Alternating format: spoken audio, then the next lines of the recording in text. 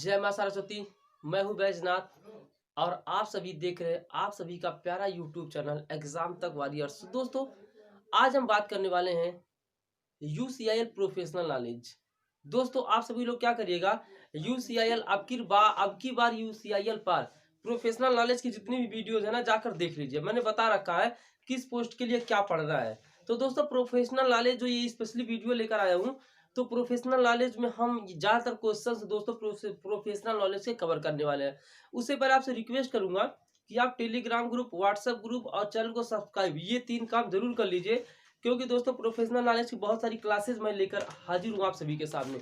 आज हम लंबा क्लास लेने वाले हैं, देखते हैं प्रोफेशनल नॉलेज का कितना क्वेश्चन हो जाएगा। और दोस्तों, जैसे जैसे एग्जाम नजदीक आएगा ना, मैं डिटेल में भी टॉपिक डिस्कशन आपको जो है कराऊंगा। जैसे मान लीजिए कोयला से एग्जाम में ज्यादातर क्वेश्चन पूछा जाता है, तो कोयला के अराउंड जो भी क्वेश्चन बनते हैं ना, सब लेकर आऊंगा। तो टॉपिक्स दोस्तों मैं आप सभी को कंप्लीट करा दूंगा। और व्हाट्सएप ग्रुप में ज्वाइन हो जाइए। उस ग्रुप में बहुत सारे जो है दूर दूर के स्टूडेंट जुड़े हुए हैं और खुद डिस्कशन करते हैं, और कुछ भी जो भी मटेरियल मुझे मिलेगा मैं वहां पे प्रोवाइड करूंगा।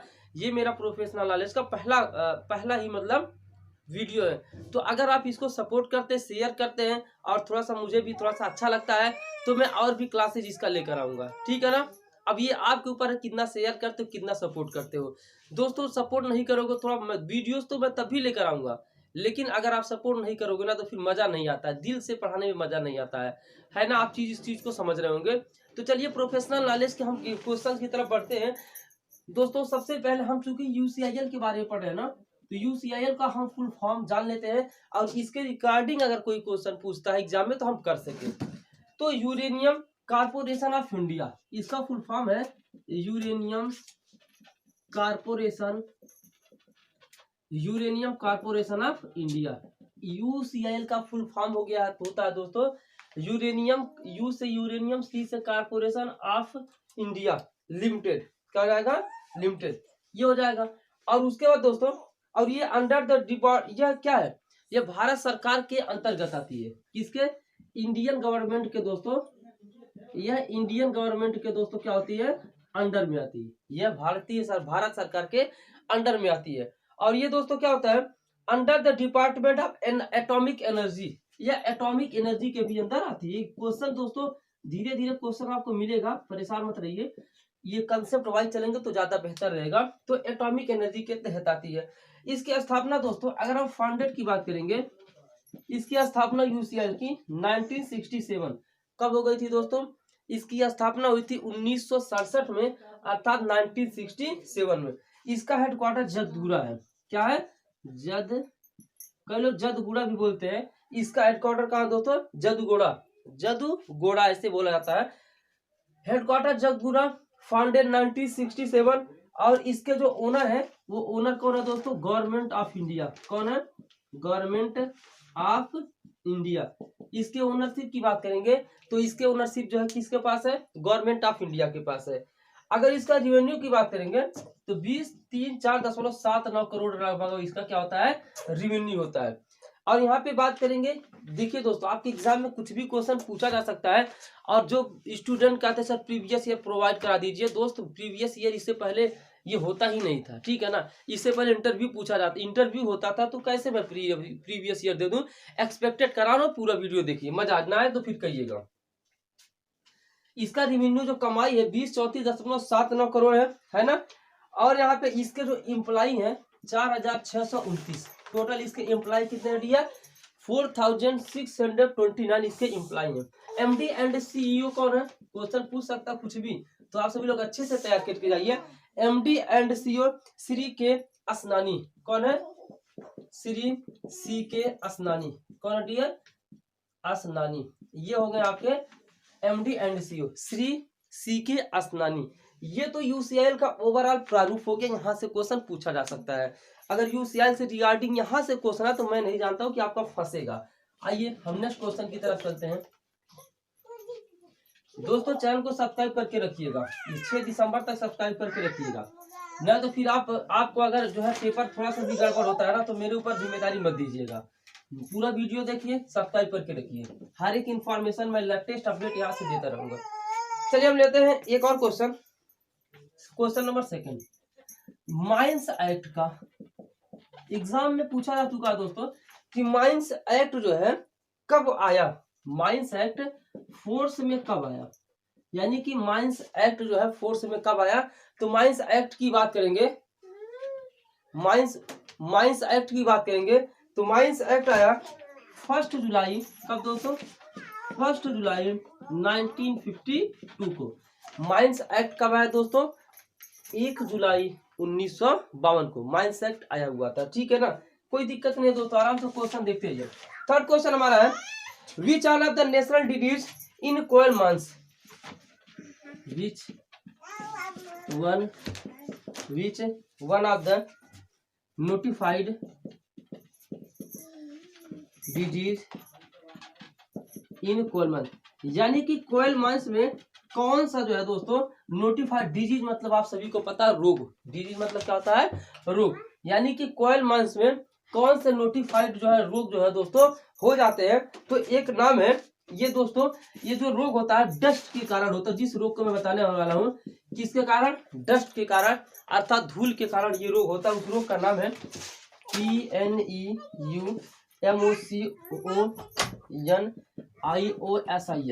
प्यूनिमोकोनिसिस, है ना, प्यूनिमोकोनिसिस ये रोग का नाम है।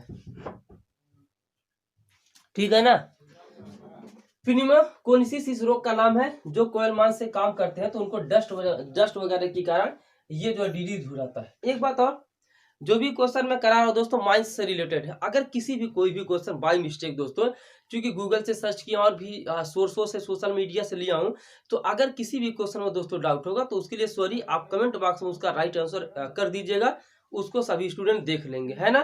क्योंकि दोस्तों देखिए ये प्रोफेशनल है, क्वेश्चन मिलना बहुत मुश्किल हो रहा था, बहुत मुश्किल से मैं ढूंढा हूँ दोस्तों आपके लिए। रात भर मेहनत करके 2-3 घंटा मेहनत करके 4 घंटा मेहनत करके क्वेश्चन तैयार किया हूँ, उसके बाद पढ़ा रहा हूँ सिर्फ आपके लिए। क्वेश्चन नंबर 4, क्वेश्चन 4 था, what is the maximum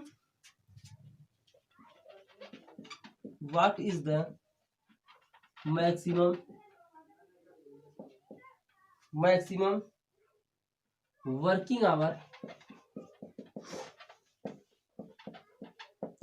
in a week, यानी कि एक सप्ताह में कितना मैक्सिमम काम करना पड़ता है। ठीक है ना, आप जाएंगे वर्क करने तो एक सप्ताह में अधिकतम कितना वर्क आपको करना, ये क्वेश्चन है। तो अधिकतम जो वर्क होता है दोस्तों 48 आवर होता है। कितना, 48 आवर आपको अधिकतम जो है वर्क जो है दोस्तों करना रहता है 48 आवर, यानी कि आपको एक दिन में दोस्तों कितना वर्क करना है, 8 आवर करना, 8 6 जा 48, यानी कि 6 दिन आप करेंगे, संडे की छुट्टी रहेगी तो 8 संडे का हॉलीडे, तो 8 6 जा 48। लेकिन इसको क्या किया जा सकता है, ओवर टाइम किया जा सकता है, ओवर टाइम भी किया जाता है। लेकिन जो ऊपरी जो है मतलब ऑफिसर्स रहते हैं उनके अनुमति पर, तो ऊपरी ओवर टाइम करेंगे तो डेली अगर 8 घंटा हो रहा तो डेली कितना हो जाएगा, 10 घंटा हो जाएगा, यानी कि 10 आवर हो जाएगा। लेकिन जिन 2 घंटों का पैसा रहता है वो दुगना मिलता है। दुगना मतलब क्या होता है, जिस हिसाब से आपको ये 8 घंटे का पैसा मिलता है ना, लेकिन उन दोनों घंटों का उससे दुगने रेट से मिलने वाला है। ठीक है ना, यहाँ तक ये क्वेश्चन था। क्वेश्चन 5 था हमारे पास, सेफ्टी कमेटी में टोटल कितने मेंबर होते हैं, safety committee has total member.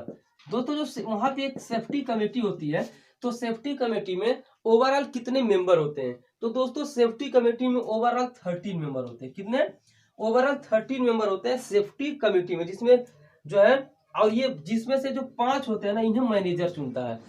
13 में से 5 को कौन चूज करता है, मैनेजर चूज करता है। ठीक है ना, तो यहाँ पे सेफ्टी कमेटी में टोटल कितने मेंबर होते हैं, 13 मेंबर होते हैं। क्वेश्चन याद रखिएगा, इंपॉर्टेंट क्वेश्चन है। अगला क्वेश्चन कह रहा है, किस चट्टान में, अर्थात रॉक मतलब होता है चट्टान, किस चट्टान में कोयला पाया जाता है, ये इंपॉर्टेंट क्वेश्चन है। ठीक है ना, किस चट्टान में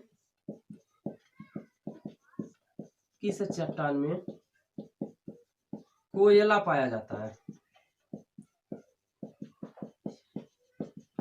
किस चट्टान में दोस्तों कोयला पाया जाता है। तो एक देखिए, तलछटी जो चट्टानें होती हैं, हिंदी में इसको क्या बोलते हैं, तलछटी चट्टानें। क्या बोलते हैं दोस्तों, तलछटी छटी चट्टाने।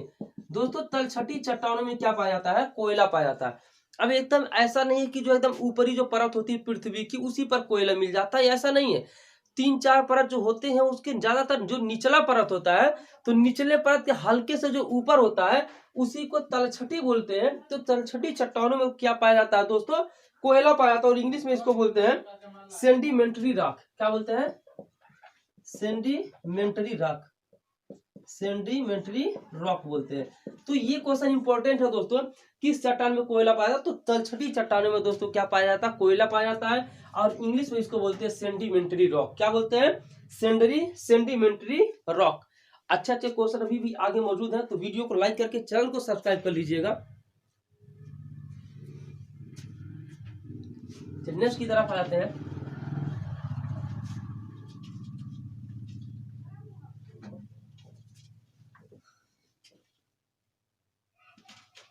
कम से कम मैं सोच रहा हूँ प्रोफेशनल नॉलेज का 100-150 के आसपास क्वेश्चन करा दूं, ठीक है ना? तब जाकर कुछ आपका कल्याण होने वाला है। टॉपिक डिस्कशन सब मिला जुला के। और जो भी व्हाट्सएप ग्रुप नहीं ज्वाइन किए जल्द से जल्द ज्वाइन कर लीजिए, क्योंकि समय आपके पास ज्यादा नहीं है। क्वेश्चन 7 कह रहा है, भारत में कोयला किस सिद्धांत पर बना है? भारत में यानी कि इंडिया में जो कोयला है ना, किस थ्योरी पर बना है? किस थ्योरी पर बना है? भारत में किस थ्योरी पर क्या बना हुआ दोस्तों? कोयला बना हुआ है। भारत में कोयला रहेगा। भारत में जो कोयला है दोस्तों वह किस जो है थ्योरी पर बना हुआ है? तो दोस्तों भारत में जो कोयला होता है ना वह 2 थ्योरी पर बना हुआ है। कौन से 2? एक है in situ theory, in situ theory, और एक होता है ड्रिफ्ट थ्योरी। ये क्या होता है? Drift theory. इन 2 थ्योरी पर जो है दोस्तों क्या बना हुआ है? भारत में कोयला बना। एक ड्रिफ्ट थ्योरी पर आधारित है, एक सीटू थ्योरी पर। जैसे ये सीटू थ्योरी का मतलब ये होता है, जैसे पहले के जो पेड़ पौधे थे वो दब गए थे। क्या हो गए थे? भारत में मतलब बहुत, आप सभी लोग इस क्लास 8 वगैरह में पढ़े होंगे कि जीवाश्म में फिर पेड़ पौधों का दबना, इस तरह कुछ पढ़े होंगे आप लोग ना। तो सीटू थ्योरी का मतलब ये होता है, जो पेड़ पौधे थे, बहुत सारे भी ऐसे चीजें थी जो पहले दब गई थी, फिर दबने के बाद फिर वहां से जो कोयला प्राप्त करते हैं उसे हम बोलते हैं दोस्तों सीटू थ्योरी। और उसके ऊपर जो है कंकड़ पत्थर जम गए थे। क्या हो गए थे? कंकड़ पत्थर आ गए, तो यहाँ से जो थ्योरी बन रही है वो सीटू थ्योरी बन रही है। लेकिन जो ड्रिफ्ट थ्योरी होती है वो क्या होती है दोस्तों? जैसे मान लीजिए कंकड़ पत्थर जो भी चीजें थी वो झील के किनारे से होके जाने लगी। कहाँ से? झील के किनारे से, नदियों के किनारे। तो नदियों के किनारे वो सब जाने लगी, तो जो वहां से कोयला प्राप्त हुआ उस थ्योरी को हम बोलेंगे ड्रिफ्ट थ्योरी। क्या बोलेंगे दोस्तों? Drift theory. क्या किए? जैसे मान लीजिए नदियों से, झीलों से बहुत सारे जीवाश्म पेड़ पौधे बहा कर लाए, और वो उस रूप में जो कोयला मिला उसको हम बोलते हैं ड्रिफ्ट थ्योरी। इतनी सी बात आप सभी लोग समझ गए होंगे। लेकिन याद रखिएगा ये दोनों इंपॉर्टेंट क्वेश्चन है कि भारत में कोयला किस थ्योरी पर बना है? तो सीटू थ्योरी, और बना हुआ है ड्रिफ्ट थ्योरी। ठीक है ना? एक बात और दोस्तों, जिस भी प्रोफेशनल नॉलेज जिसके लिए भी मांगा हुआ है ना, आप सभी को ध्यान से हर एक वीडियो मेरा देखना है। यूट्यूब पे बना रखा हूं, तो जाके देख लीजिएगा। और ये माइंस से रिलेटेड जितने भी क्वेश्चन आते हैं दोस्तों ना, मैं वो सब इंपॉर्टेंट क्वेश्चन करा रहा हूँ। किसी भी तरह का आपको डरने की जरूरत नहीं है। क्वेश्चन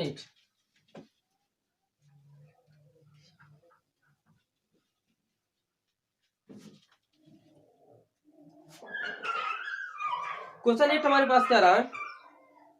अंडरग्राउंड माइंस में, और यूजी को बोलेंगे अंडरग्राउंड। यूजी को क्या बोलेंगे?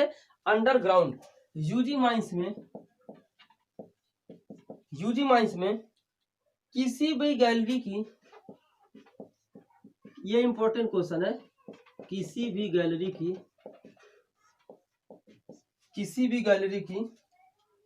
हाइट एंड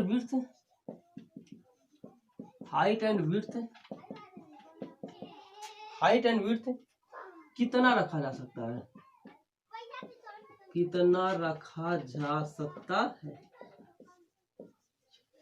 तो यूजी अंडरग्राउंड माइंस जो होते हैं, किसी भी गैलरी की हाइट एंड विड्थ कितना रखा जा सकता है? चीजों को समझ लीजिएगा। जैसे मान लीजिए इस तरीके से होता है ना, इस तरीके से होता है, तो यहाँ पे क्या है, इसी को बोलेंगे डिस्टेंस इन दोनों के बीच का, ठीक है ना।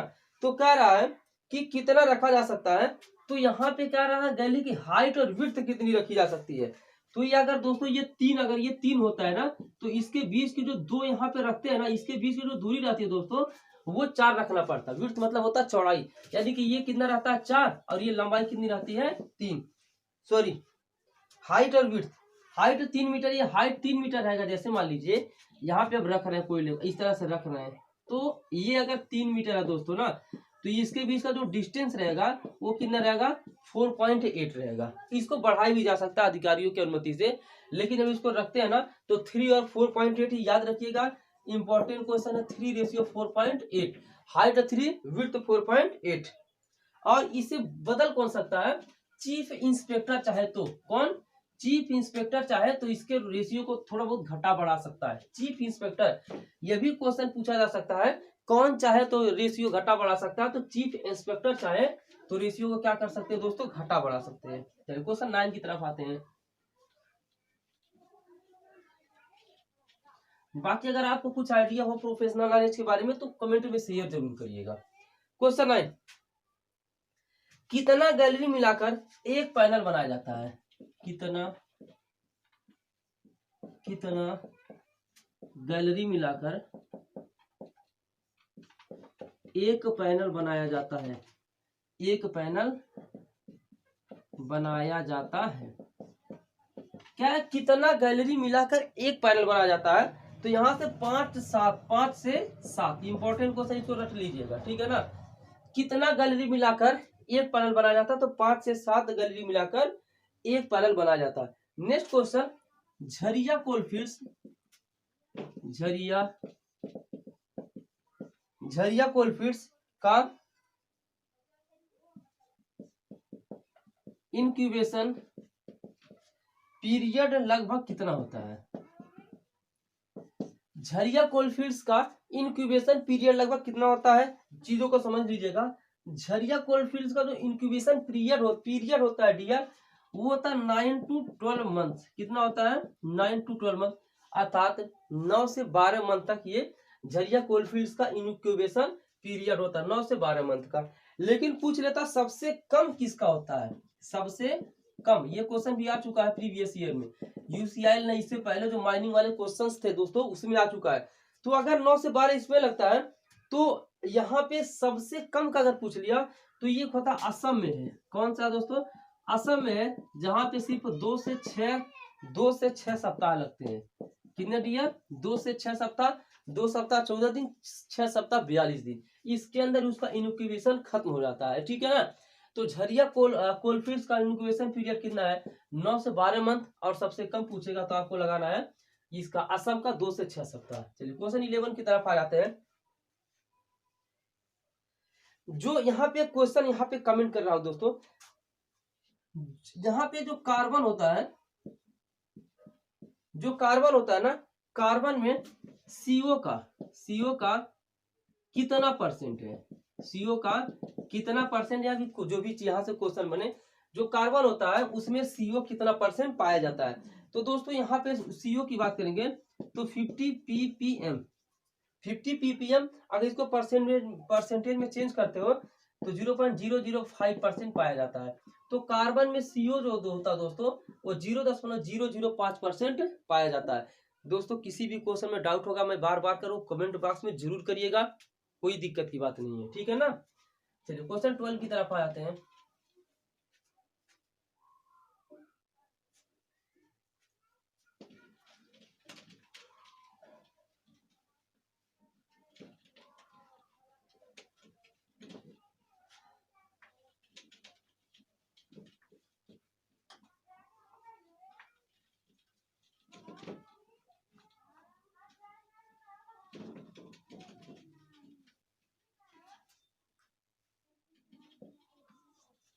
क्वेश्चन 12 कह रहा है कोल इंडिया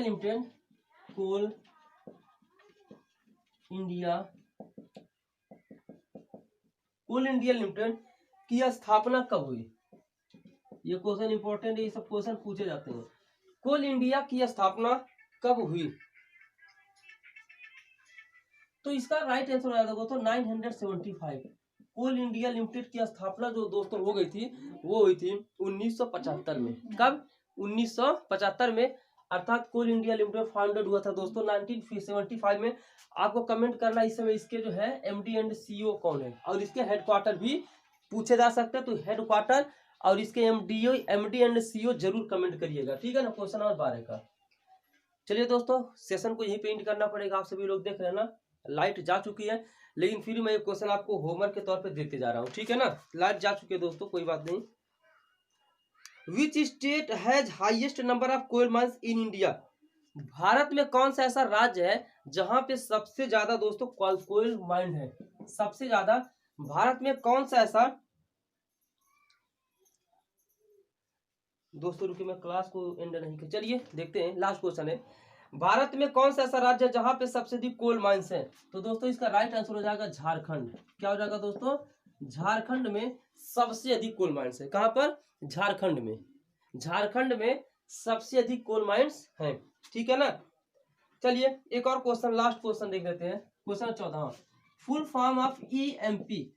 ईएमपी का फुल फॉर्म पूछ रहा था, तो ईएमपी का full form environment management plan. क्या होता है दोस्तों? इन्वायरमेंट